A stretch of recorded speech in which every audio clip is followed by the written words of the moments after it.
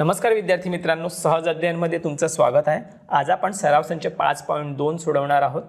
जर हा व्हिडिओ तुम्हाला आवडला तर व्हिडिओला लाईक करा आणि आठवणीने आपल्या चॅनलला सबस्क्राइब करा, म्हणजे आपल्या प्रत्येक नवीन व्हिडिओचं नोटिफिकेशन तुम्हाला मिळत राहील।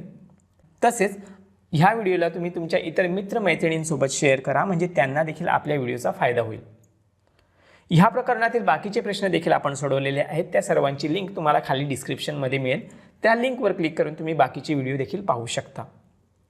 तर आजचा प्रश्न आहे, खालील प्रत्येक प्रयोगासाठी नमुना अवकाश S आणि नमुना घटकांची संख्या NS लिहा। तर पहिला प्रयोग त्यांनी दिला आहे, एक फासा व एक नाणं एकाच वेळी फेकणे। तर त्यांनी काय सांगितलं आहे की एक नाणं आणि एक फासा एकाच वेळी जर फेकलं तर जे नमुना अवकाश येतील ते लिहा।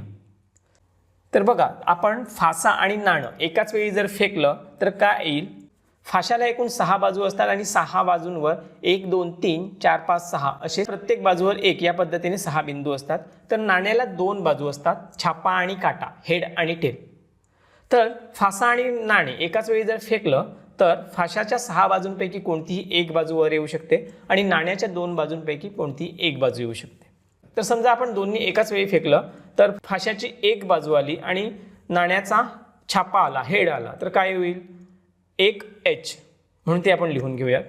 दुसऱ्या वेळी फेकला आणि त्यावेळी समजा फाशाचा 2 आला आणि नाण्याचा पुन्हा छापा आला, तिथे येईल 2H। तर अशाच पद्धतीने फाशाच्या 6 बाजू आहेत आणि त्यावेळी समजा प्रत्येक वेळी छापा आला तर हेड लिहायचं आहे, म्हणून 3H 4H 5H आणि 6H। तर ह्या फाशाच्या 6 बाजू आणि नाण्याची एक बाजू। पण त्याच वेळी जर समजा आपण पुन्हा फासा आणि नाणं फेकलं आणि नाण्याची दुसरी बाजू आली, ज्याला आपण टेल म्हणू शकतो, तर अशा पद्धतीच्या देखील 6 शक्यता आहेत, म्हणून ते लिहून घ्यायचं।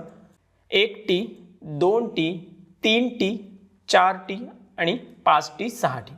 तर अशा पद्धतीने हे नमुना अवकाश आपल्याला मिळालेले आहेत। ह्या नमुना अवकाशांची एकूण संख्या आहे 12, म्हणून ती इथे लिहून घ्यायची।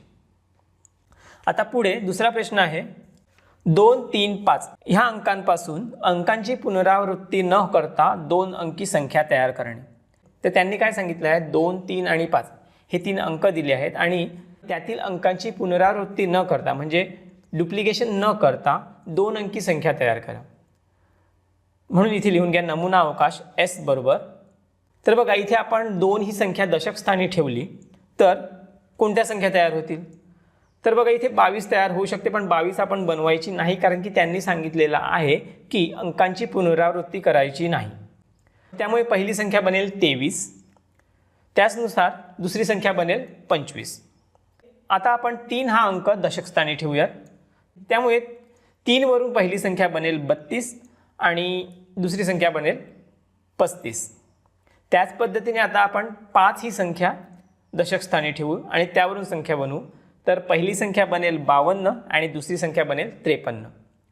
तर अशा पद्धतीने आपण ह्या एकूण 6 संख्या मिळवल्या आहेत, म्हणून इथे लिहून घ्यायचं नमुना घटकांची संख्या NS बरोबर 6।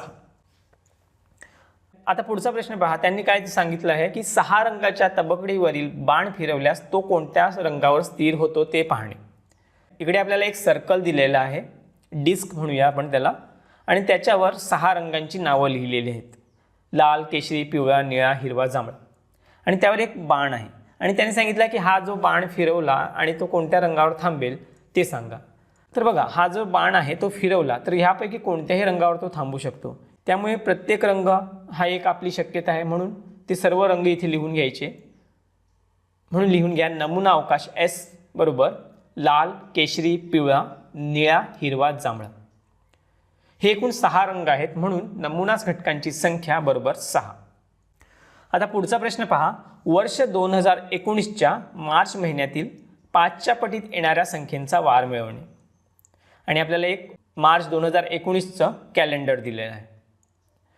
त्या कॅलेंडरमध्ये बघा, त्यांनी काय सांगितलं आहे की 5च्या पटीत येणाऱ्या संख्यांचे वार मिळवणे, म्हणून इथे लिहून घ्या नमुना अवकाश S। तर बघा, अशी कोणती पहिली तारीख आहे की जी तारीख 5च्या पटीत येते? तर पहिली तारीख आहे 5, 5 तारखेचा वार आहे मंगळवार। दुसरी तारीख आहे 10, 10 तारखेचा वार आहे रविवार। तिसरी तारीख आहे 15, 15 तारखेचा वार आहे शुक्रवार। त्यानंतर चौथी तारीख 20, 20 तारखेचा वार आहे बुधवार। 5वी तारीख आहे 25, 25 तारखेचा वार आहे सोमवार आणि 6वी तारीख आहे 30 आणि 30 तारखेचा वार आहे शनिवार. तर अशा पद्धतीने आपल्याला हे नमुना अवकाश मिळाले आहेत आणि हे नमुना अवकाश एकूण 6 आहेत. म्हणून इथे लिहून घ्यायचं नमुना घटकांची संख्या NS बरोबर 6. आता शेवटचा प्रश्न पाहूयात. शेवटचा प्रश्न आहे, 2 मुलगे B1 B2 व 2 मुली G1 G2 ह्यांच्यातून दोघांची एक रस्ता सुरक्षा समिती बनवायची आहे. तर ह्यासाठी नमुना अवकाश लिहिण्यासाठी खालील कृती पूर्ण करा. तर बघा, त्यांनी अगोदर कृती दिलेलीच आहे, फक्त रिकाम्या जागा आपल्याला भरायच्या आहेत.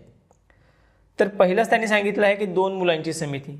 तर 2 मुलांची समिती कोणती येईल? तर B1 B2. त्यानंतर त्यांनी सांगितलं आहे की 2 मुलींची समिती कोणती येईल? तर ती समिती येईल G1 G2. आता पुढे त्यांनी काय सांगितलं आहे की 1 मुलगा व 1 मुलगी ह्यांनी मिळून तयार होणारी समिती. तर सर्वात अगोदर आपण B1 घेऊयात आणि B1 सोबत येईल G1 आणि एक समिती बनेल. त्याचप्रमाणे जर B1 सोबत G2 घेतलं तर दुसरी समिती बनेल. आता अशाच पद्धतीने B2 सोबत G1 घेऊयात, तिसरी समिती बनली आणि B2 सोबत G2 घेऊयात तर त्याने चौथी समिती बनली. म्हणून नमुना अवकाश बरोबर B1 G1, B1 G2, B2 G1 आणि B2 G2. तर अशा पद्धतीने आपला हा सराव संच इथे सोडवून झालेला आहे. ह्या सराव संचातील सर्व प्रश्न अगदी सोपे होते. जर हा व्हिडिओ तुम्हाला आवडला असेल तर व्हिडिओला लाईक करा आणि आठवणीने आपल्या चॅनलला सबस्क्राईब करा. पुढील व्हिडिओची लिंक मी इथे बाजूला देईन, त्यावर क्लिक करून तुम्ही तो व्हिडिओ पाहू शकता. आणि ह्या प्रकरणातील बाकीचे सर्व प्रश्न आपण सोडवले आहेत त्या सर्वांची लिंक तुम्हाला खाली डिस्क्रिप्शनमध्ये मिळेल. चला तर मग आजच्या व्हिडिओमध्ये आपण इथेच थांबूयात. भेटूयात पुढच्या व्हिडिओमध्ये. तोपर्यंत काळजी घ्या. थँक्यू.